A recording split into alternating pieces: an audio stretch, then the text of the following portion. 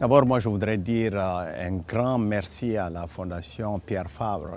Être là aujourd'hui, pour moi, c'est un privilège, c'est un honneur, parce que je sais sur le terrain ce que vous faites. J'ai eu le privilège d'aller à Caille, j'ai eu le privilège d'aller au Pongy et je vois que les populations se reconnaissent dans votre action. Pourquoi? Parce que tout simplement, vous faites ce que les autres ne font pas.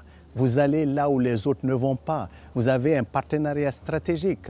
Toucher par exemple cette vieille maladie, première maladie génétique, et essayer de faire en sorte que la souffrance de ces enfants qui naissent malheureusement non dépistés, et aussi ceux qui le sont, en les accompagnant. Mais ce qui est encore plus intéressant, c'est que ce n'est pas seulement la drépanocytose, c'est les maladies de peau, c'est bien sûr les albinos. Et tout, je trouve que ce sont des sujets qui malheureusement sont oubliés et qui conduisent des fois à des stigmatisations, de la discrimination. Et travailler sur ces sujets-là, pour moi, je considère que c'est important pour le Mali, c'est important pour la population et je vous félicite.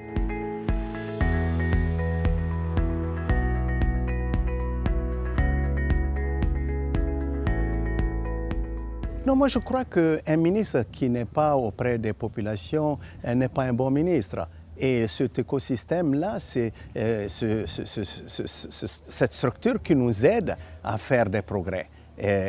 Rencontrer le professeur Gentilini que je connais depuis plus de 30 ans, c'est un privilège. Pouvoir échanger avec lui, échanger avec mes collègues du Burkina, échanger avec les collègues du Sénégal, d'un peu partout, du Liban, et apprendre un peu de ce qu'ils sont en train de faire. Et pour moi, c'était vraiment une opportunité. Je la saisis, je suis heureux d'être là. Et surtout pour les 20 ans.